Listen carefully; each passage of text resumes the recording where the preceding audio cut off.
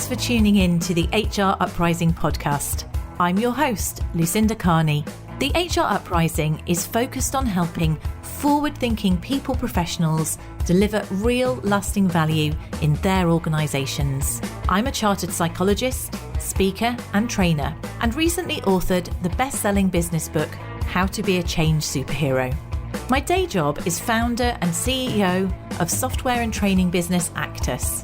This gives me the opportunity to work with other businesses like yours. We are focused on building a better workplace for people wherever they are located, with the help of our performance, learning and talent management software and our training and consultancy services. Every week on the podcast, I will be covering different topics and challenges, joined by relevant experts and real-life people professionals. Thank you so much for tuning in. I really hope you enjoy and get value from this week's episode.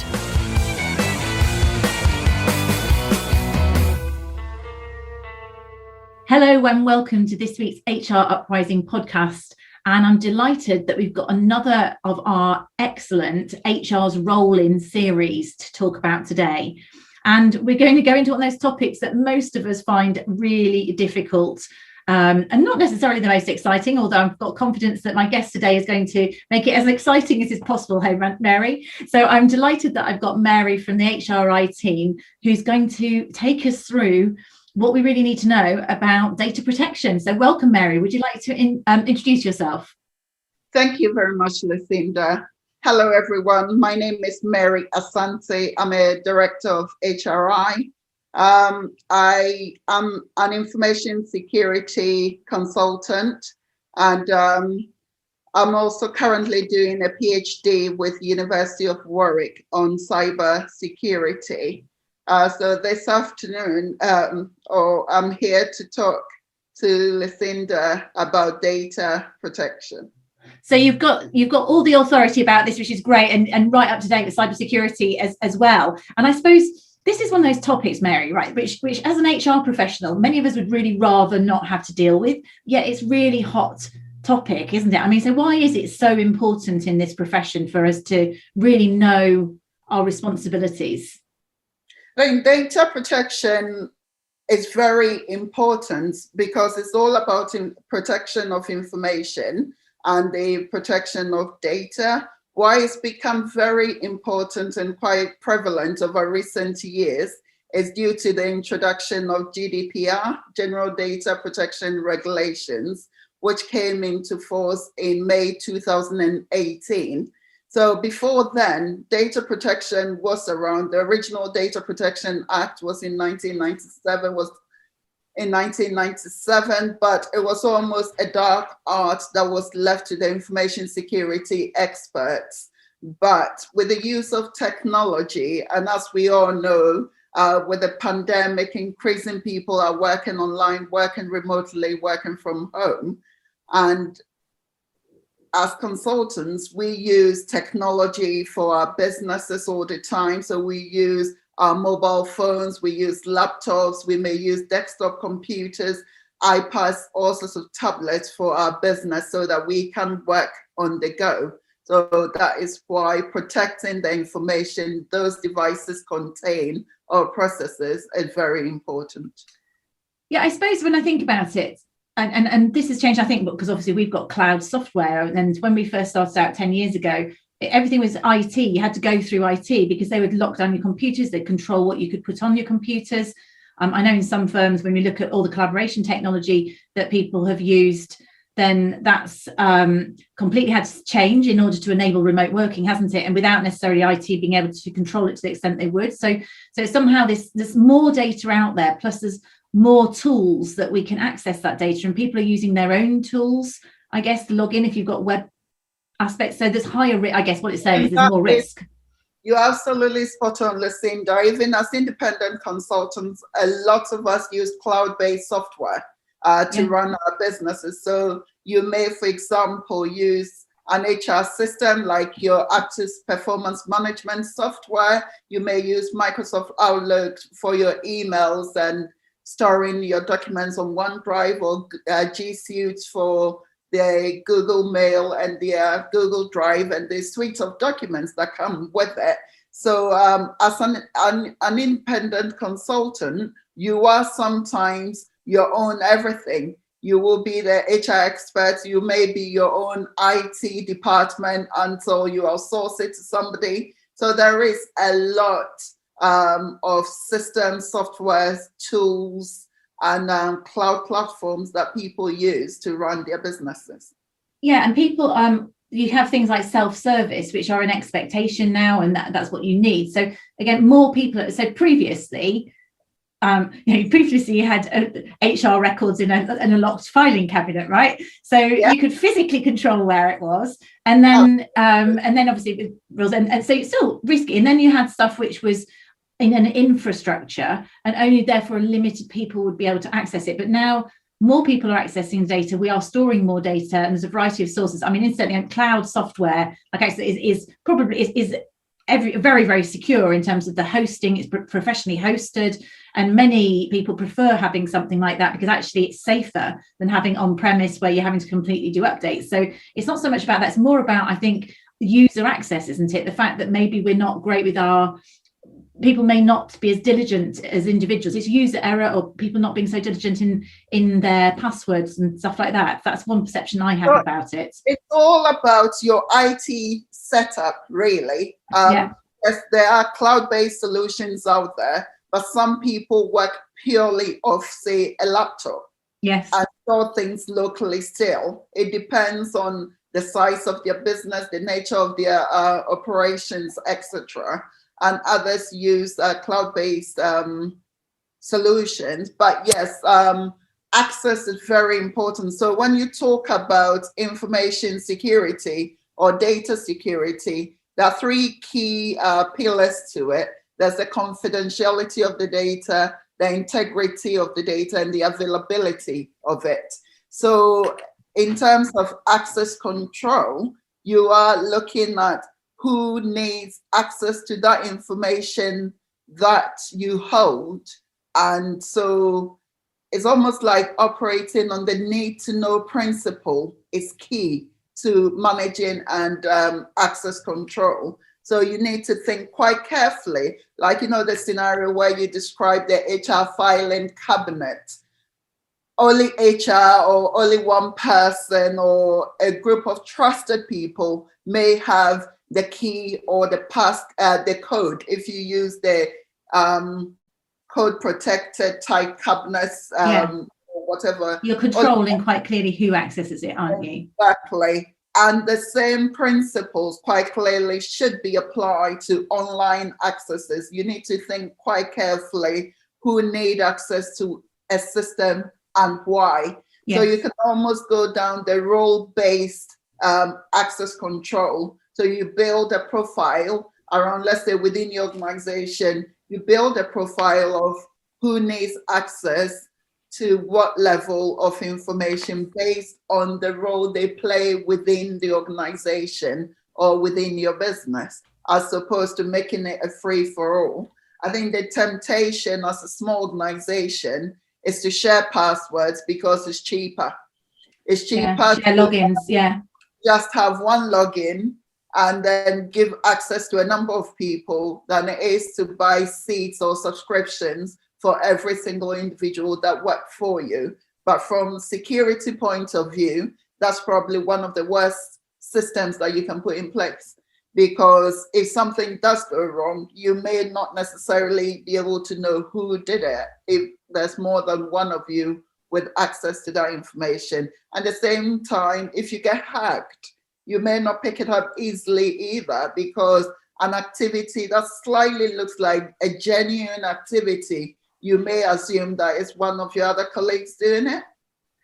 It says a really good point. So we've kind of gone into software, and we'll go more broadly as well with GDPR. But I think this is very valid points. We experienced it with some of our clients in larger organizations as well. So generally in any system you're using, you'll have someone who has got administrator permissions, and they may well be able to create other administrators. And I think the key is you have to make sure that you realize that is actually a very responsible job, because I have been into an organization where they had created so many administrators, the other one had left, and you had loads of people, and the people who were administrators had visibility of people's personal data, and they probably shouldn't have. So it was breaching policies, and people just not realizing their responsibility. If you have an administrator permission, that it has to be used in the same way as having, the key. You wouldn't, in the security of a business, they say you shouldn't just let anyone in that you don't know. You should be quite careful about who you give administrator permissions to something where they're seeing data, because we've got a responsibility. Absolutely spot on. It's almost driven, like, it's great, as most HR professionals will know. Policies and procedures don't fail. What fails is the people implementing the policies and the procedures. So the culture of an organization, the ability to follow simple information security management systems in place. So your data protection rules and policies and processes that you put in place, following that to the letter is quite important. And if it becomes embedded in the culture of the organization, it's easier to follow and it's more likely to succeed than if it's done on an ad hoc basis. Yeah. And going back to, if you're in a small organization, you probably don't have an IT department or a governance person who's going to be looking at your shoulder, and therefore as an HR person, then having that alertness, you're kind of custodian of that data. Is there any kind of legal comeback on you as a person in that? Do you have official responsibilities with anybody, or is it more of a moral obligation? So for any organization that controls data or processes data under GDPR, is required to have an appointed data protection officer. Now, that DPO may be internal or they may be external. It could be part of somebody's role. It could be outsourced. Now, in terms of HR, most HR people will be responsible for the data of the employees within the business, and maybe contractors or subcontractors, depending on how that is structured, for the purposes of engaging them either through employment or through their services, for them to be able to work for the organization. However, what normally happens is that when a new legislation comes in, HR does get pulled into dealing with a lot of it. So you may find that some HR people work outside the scope of the HR department and looking after the employee data, and they may get drawn into the wider data protection scope of dealing with, let's say, customer data. How do we protect it? How do we do this, etc.? But like most things, it's very important that you understand exactly what the legal obligations of the business under GDPR is. You understand, because there are other rules as well and other legislation that touches on it when it comes to something like customer data, which is the privacy and electronic communication rules. So, and when you're signing up to marketing, when you're signing up to something and you have to give an explicit consent for the business to be able to contact you. Yes. And so it's quite important that as HR, you don't just say yes to doing something because you've been asked, but you totally understand what you're being asked to do and make sure that you've got the skills and knowledge and know how to be able to do it. Otherwise, find somebody who has a better understanding of the subject area, or work with other departments within the organization to be able to do it, to meet your legal obligation. Do it properly. So what would be good, as ever, we try and make these really practical. So I know we're going to talk about sort of the common mistakes of HR professionals, and also some tips as to what we can do. Before we go there, I always get a bit confused as to what the levels of sensitivity of data, right? When you have personal data, and some is less sensitive than others, and it's sort of high levels. Could you explain a bit about that?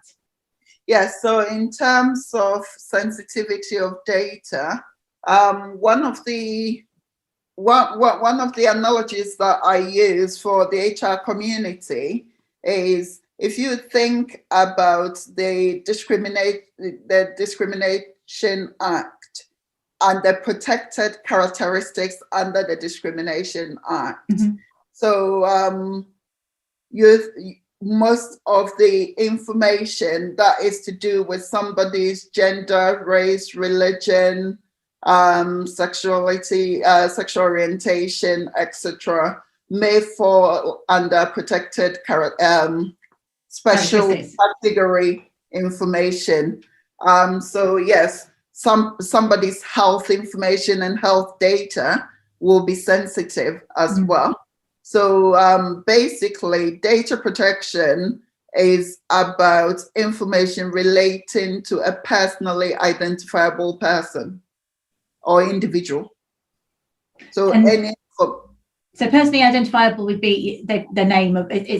It can be your name, it can be your date of birth, yes, your address. So any information that if somebody laid their hands on, they will be able to deduce who you are, will be protected under data protection. So is that protected characteristics? No, that is the normal, what falls within data protection. So what information needs to be protected. But then the special characteristics, as I said earlier, is information such as information about your any medical condition that you may have, your health status, any potentially health and safety records during your course of employment, your sexuality, ethnicity, your affiliation to potentially a political group or trade union or anything like that will potentially fall under sensitive information for the purposes of employment. Okay, thank you. So so what are the biggest areas where we accidentally go wrong as HR professionals? I think that one of the most common areas is in sending emails. You know, when you start typing emails, they autofill the autofill column there. So you start typing my email address, you go MAR, and then you got 3 Marys, and the first one pops up, and you press that, and you press send. Yeah. And it's sometimes not until the person gets back to you to say, "Oh, Lucinda, I don't think this information was meant for me." Yeah. That you realize that. You really hope it's nothing bad. Yeah. What have I done? Or sometimes you probably go through your send folder and then it registers that, oh my goodness, who have I sent this to? And because of the nature of information that HR deals with, which may include people's salary, disciplinary notes, and other discussions with managers or giving advice, etc., it may be sort of quite... So sending sensitive information to the wrong person. I thought lots of people have had that experience as you don't, or also reply to all type thing can be where you've got sending something on where you've got the email trail underneath it is the other thing, isn't it? You sometimes have people read down it. Everyone cringes. I'm sure that's happened to most people. So so that's probably our biggest area to watch out. Just take that extra moment and don't press send on an email in a hurry, which I think certainly I'm guilty of. What can we do to protect data, Mary? What's the best thing we can do to really protect it? So I think we've touched on some of them. So access control is very key to protecting data. That where the data is stored at rest. So when you are not using the data, how do you store it? Again, in the old analogy of a paper filing cabinet, you will lock the cabinet away. You will lock the cabinet, the key away so that no one has access to it. So in the same vein, making sure that when your data is at rest, it's encrypted in such a way that no one can get access to that data is quite important. Locking your screen, so you're working on your laptop and you need a comfy break or something, locking your screen so that if somebody walks in after you, they can't see what you were working on before you left is also key. So putting passwords on your mobile devices, strong passwords that are not easy to guess or easy to break on your devices. And don't use the same password on everything. Absolutely not. I think the temptation is for an easy life, because we all have several places that require us to enter password. And now with the increasing use of multi-factor authentication, it's almost annoying to keep entering different passwords, different authentication and this and that, just to get sometimes into an email or into an app to be able to do something. So it's important to avoid using the same password everywhere. And also, more importantly, it's not advisable to write your passwords down, because that almost defeats the object. If someone gets access to it, that's it, they can get into anything. If you do use a password manager, again, make sure that you go for one from a reputable source, and you again sort of maintain that within their advice that they give you. We use LastPass, and that's they are reputable, and obviously you need to have a very, very secure password to get into it, because it's a vault with all of them in it. But I have to say it is a bit of a lifesaver when you've got multiple logins in terms of things like that. I think that's down where so we've been advised to go. Do you use one, Mary? What do you do? Don't tell me you've got them all written down in a cabinet. I don't write my passwords down. So basically for me, I go with strong password recommendation for most things that I use, and I try to create a slightly unique password for most platforms. You have a strategy. Yes, I've got one of those. Around that, actually, about using secure passwords, not having it written down, etc. I've come across where people have used so secure passwords into devices that they don't often use, or systems that they don't often use, that when they go to access that, they can't. And we need to be careful about that, because sometimes, depending on what it is, for example, in encrypted drives, you may lose the information that you hold on to it, because you may not necessarily be able to reset that password. So it's quite important that, yes, you use a secure password, but make sure you either have a way of remembering it, or you use a secure password manager or some sort to manage your passwords. And actually, right now, a lot of browsers are quite good. You know, when you go in and they ask you, do you want to save your password? When you type in your password in, say, Safari or Google Chrome or something, and sometimes they offer to save your password. And for people who use that, you may find that if you use the same password in more than 2 or so locations, they will actually flag up. Oh, that's good. You are using this password in more than, and you are advised to change it. So. Okay. So again, it do seem like common sense, but they're not necessarily common practice, are they? So we talked about, do your password, make sure you use 2-factor authentication where appropriate. I know it can seem like a pain, but it is a good backup, certainly on your keyword areas. What other things do we need to think about? Updating, keeping your software up to date. So most software updates come about as a result of security updates. A lot of them, yes, there are functional updates in there, but a lot of them, especially apps, are responses to security threats that the developers become aware of. So it's good practice to make sure that you update quite frequently. As I said earlier, use reputable software or cloud service. Cheap isn't always the best, neither is expensive always the best. You've got to do the due diligence to make sure that it's a reputable source and it will protect the data or the information that you hold. And also back up your data securely, so that if something goes wrong and you do lose your data, you can at least restore from your backup data. So if you have a backup regime in place, either you backup daily, depending on your business, the size of your operation, how busy you get, it may be daily backups, might be sufficient. Some do a mixture of daily, weekly, monthly, etc. So do reflect on the nature of your operation and what is suitable for your operation, but definitely do back up your business. Back it up, yeah, absolutely.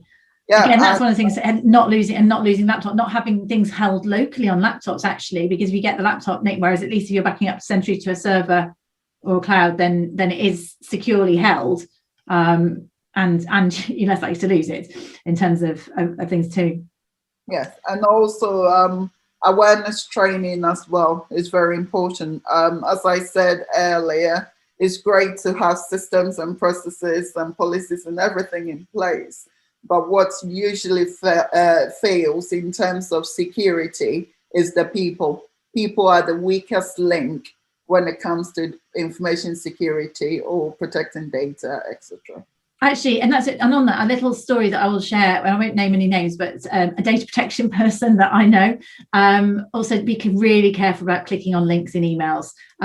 Was actually, had a sort of phishing email, didn't realize it's phishing email, looked credible. They're getting more and more credible, aren't they? I mean, and in fact, and clicked on it. Very often, what I didn't realize, you can click on an email in the subject area. You might know more than me on this. If you right click on it and look at it, because often they're almost the domain it should be, but then you can see what's behind it. It's almost like a masked domain. So if you're ever unsure, or someone's asking you for details, and you want to double check it, and don't send both a password. Don't send, if you're banking, obviously it's more not subject that says, but be careful about sending things in one email, right?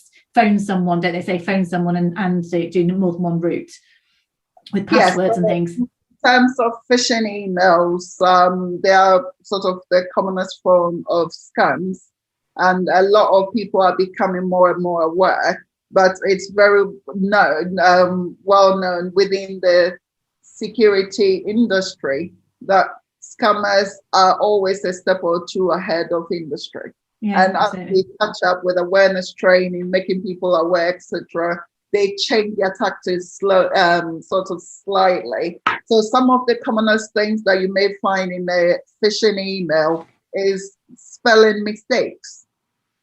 Or one of the things to look out for is, especially if it's somebody you work quite closely with, the tone of the email. Yeah. May be totally different. So sometimes it may just be one word in that email that you would think this person wouldn't use that sort of word. Or it is just taking that pause, isn't it, though? And when people get caught out, it's often when they haven't thought, they're in a hurry and they kind of thought it was a bit odd, but they just, I'll just do it quickly. And a bit like checking that email, just taking that pause, maybe picking up the phone or instant messaging saying, just checking this email's from you. It's just something else is worth doing, isn't it? I think secure data. A little bit like using the psychology of selling, really, which is you kind of get people hyped up when they know that most people are extremely busy. Most people get too many emails, so don't really take time to look at it. Or even how you said, tap on the subject area to see the email, to check the from email, to know that it's actually from an authentic person. A lot of people, although at the back of your mind to do that, a lot of people wouldn't, because we are all too busy. We don't have enough time to do anything.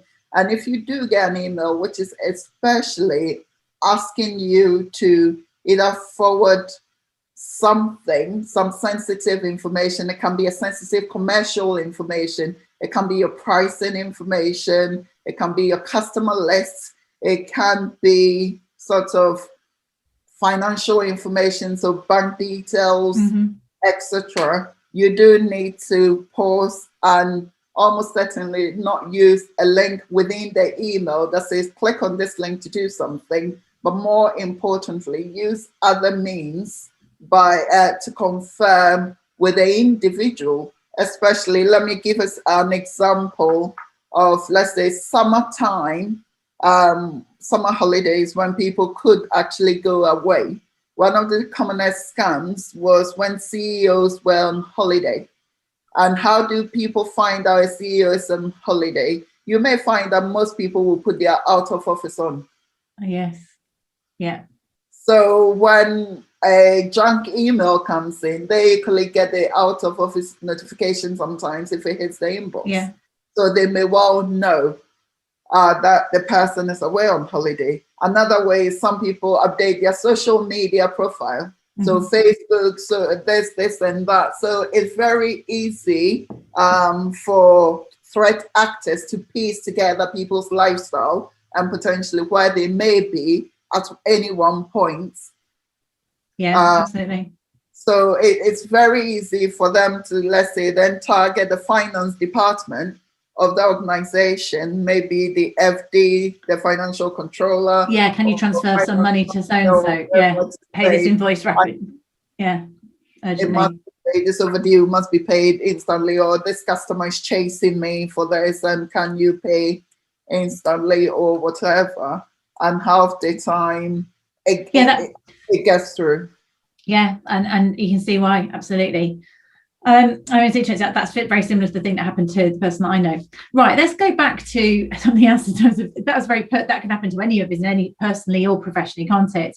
This is something which is, I think, sends shivers down HR's spine, basically, and you get lots of calls personally, don't you, on this one, Mary, when people go, what is a SAR? Tell us about subject access requests that fill people with dread.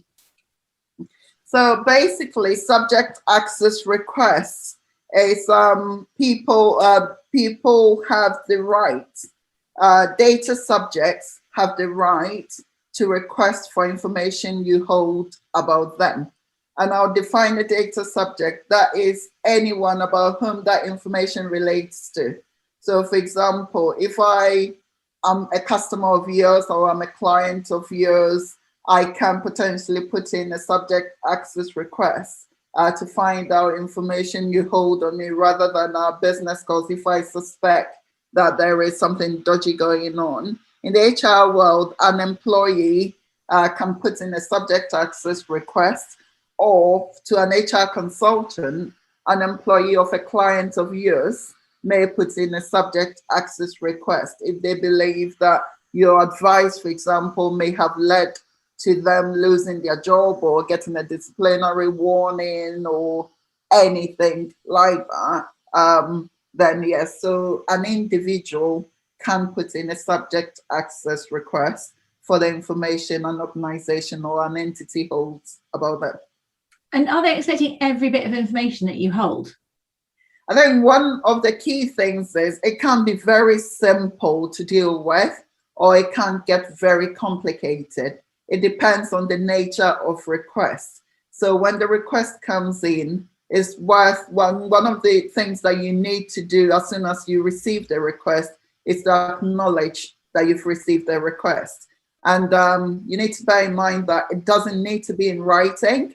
They can phone you and request for a SAR over the phone. So they can do it via an email. They can sort of text you if they've got your text message, or if they are walking past you, if you're within the same organization, they can just say, they can ask you, it can come in a verbal, written, or any form. So don't get into the habit of it only needs to be in writing before you recognize that you have received a subject access request. But when you are acknowledging it, you do so in writing, and you clarify the information they actually want. So that you may find that they may just want information relating to a particular disciplinary issue that you are helping them with, for example, or they may just want information in relation to their redundancy calculations or something to do with a restructuring or something. Will make your work slightly easier.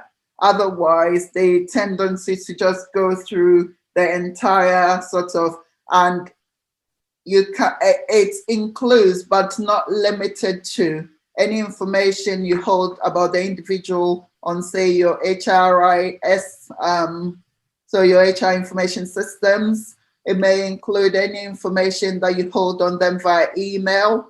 If the business uses, let's say, Skype or any online platform for internal communication, if you use WhatsApp as part of your business's normal communication, etc., text messaging. So it includes all sorts of forms, including written notes.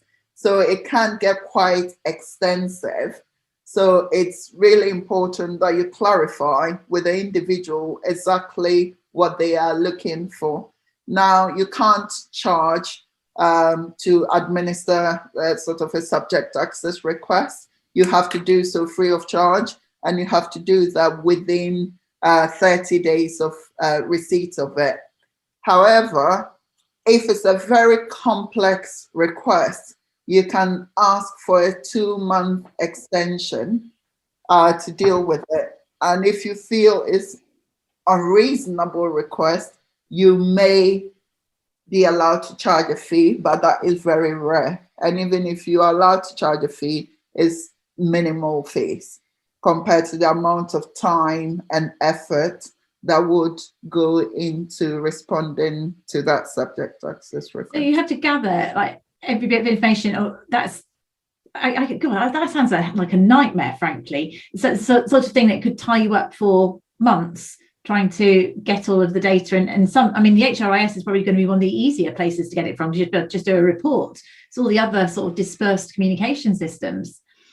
But and what I mean, I guess generally someone's going to do it if they're disgruntled, I'm guessing. And most of the time, you're absolutely spot on there. Most of the time, it's disgruntled employees. It's normally when there's a discipline. And actually, sitting on the other side of it, most HR professionals, if they're advising people, they know either family, friends who come to them for informal advice. If there's an issue, may even advise them to put a subject access request in, right, because it may highlight discussions that's been had around the subject, the issue at hand. So you've got to get all the information that's been about that person, even if they weren't, well, especially if they weren't part of it. So there's conversations about that. I mean, how do you necessarily know who's emailed about that person? I mean, well, that is not up to the data subject. It's not to the employee to tell you or to determine, okay, I want the conversation you had with this person or with that person or with that person. Their duty is to say to you, the employer, or to the consultant, can you provide me with any information you hold on me or information you hold on me in relation to my recent disciplinary hearing or whatever. Right. So hopefully it would be have a specific focus as opposed to anything ever. I mean, then it's down to you to then look through your records and say, right, okay, on the 1st of April, we had an email exchange about this matter. And then on the 10th of April, there was some sort of discussion going on Skype about this issue and it's not just relying on your memory. So it's looking at your systems as well, which is why it can be time consuming and you may well need IT assistance in that. And then I take it you're talking about it's written communication only. Is that what you're going to get? Or I suppose audio, if that's unlikely to exist. But I mean, if you've had a conversation that's fine because you can't evidence that. Yeah. No, if it's a verbal conversation, then and it's not recorded, then surely you can't evidence that. I mean, if it's a Zoom call and you recorded it, then that would fall within that category. Yeah, whole other area, isn't it? All the Zoom calls and stuff. And then actually, that is interesting. I'm just thinking in terms of the one of the a bit of advice as HR people to managers recording information in systems. I was saying that when they're putting stuff in Actus in the one-to-one, say, oh, if I want to make notes about somebody, I say, just don't write something you wouldn't be happy for them to see, because remember, they could demand access to it. And that's the thing to be aware of, isn't it, with managers when we guide them. Exactly. So in terms of that, any conversation that HR has with managers, so in terms of giving advice about individuals, about general topic, etc., could potentially be used as part of evidence in court. It's not subject to legal privilege. So if you went to a solicitor for an advice, for example, depending on if it's straightforward advice, nothing extensive to sort of go into, then that advice is protected by legal privilege. So you and your solicitor can have that self-information. However, with HR, any exchange can potentially be used as part of evidence if you went to an employment tribunal or anything like that. So it's very important to think about what you write down, and also to train your managers to think about anything they write down. The thing about writing is, in emails, people almost are a little bit professionals when it comes to text messaging and Skype and all other messaging boards. You'll be shocked some of the things that you see written down. Think, why did you? And it's out there forever, isn't it? That same social media, isn't it? So yes, absolutely. Really good point. Okay, right. It's mesmerisingly fascinating, I think. I hope the listeners have enjoyed that. In a moment, I'm going to get maybe Mary, if you can just tell people how they can come to you, because this is still a specialist subject, isn't it? It's quite a scary subject. I mean, we've talked about why it's so important. It's definitely something that HR professionals have to be mindful of. We have to guide other people in the organisation to treat data responsibly. We have to make sure the right people have access to data that we are custodians on. GDPR is really the name of the game. We haven't even touched on how long you hold on to data, but you've got to make sure you get rid of it in line with GDPR as well. The stuff about our basic cyber common sense and hygiene and housekeeping, which is all of us have got to be alert of in this day and age. We've talked about subject access requests, which gives many people bad, that's the sort of thing actually you guys help with, isn't it? And legal privilege. So we've gone through quite a lot there. If this has blown your mind, don't worry, because what I would recommend is, if you're not already a member of the HR independence group, there's a great Facebook group that the guys run. Also, it's a great membership organisation, which will direct you to that in terms of the show notes. But I mean, it's specifically in terms of how HRI and yourself, particularly Mary, as an expert, can help. What sort of help do you give HR consultants in this area if they need it? So for HR consultants needing advice and guidance, we do a number of things. So for our platinum members, they are assessed against our HRI standards, and one of the standards is on data and information management. So that looks quite closely at how they are set up their IT systems, how they manage their data, protect their data, how they manage that customer relations and clearing of data within sort of means, and communication with their customers, etc. So we help and support them through that where they need help. I also run a regular masterclass on data protection for HR consultants. And if you go onto events on the HR Independence website, you will find the next masterclass when it's running, and you should be able to join that. So that is a paid event for non-members, and it's free to our members as well. And I do go into a lot of in-depth details around how consultants can practically achieve sort of compliance with data protection regulations, etc.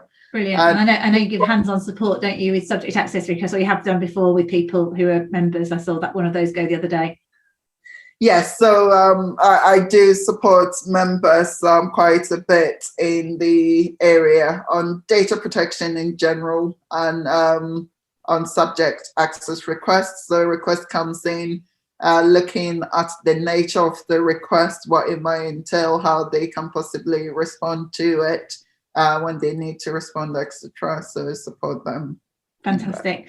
Mary, thank you so much for a comprehensive podcast episode all about data protection. As ever, if you go to the HR Uprising website, there will be links on there which will take you to the HRI page, and also there's some specific blogs and papers that the HRI team have done on this sort of topic. So if you want to see this written down or have more reference material, then we'll direct you to their website where you can get more. And obviously people can look you up, I'm assuming, Mary, on LinkedIn and other social media.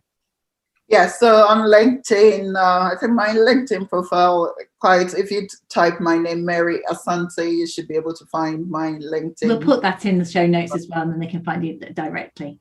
Yes. Wonderful. Mary, thank you so much for joining us today on the HR Uprising podcast. That was absolutely educational to the extreme there. Thanks a lot. Thanks, Lucinda. It's been a pleasure. I really hope you found this week's episode useful and enjoyable. If you did, perhaps you could recommend us to a friend or colleague, or give us a review on your platform of choice. It really helps new listeners to find us. Now, you can access links to any of the information mentioned in this show via the website www.hruprising.com. Further free resources are also available at www.actus.co.uk. There you can also find out more about our software and training solutions. Finally, why not join our LinkedIn group, the HR Uprising, to share ideas and collaborate with other like-minded people professionals. Thank you for listening to the HR Uprising podcast.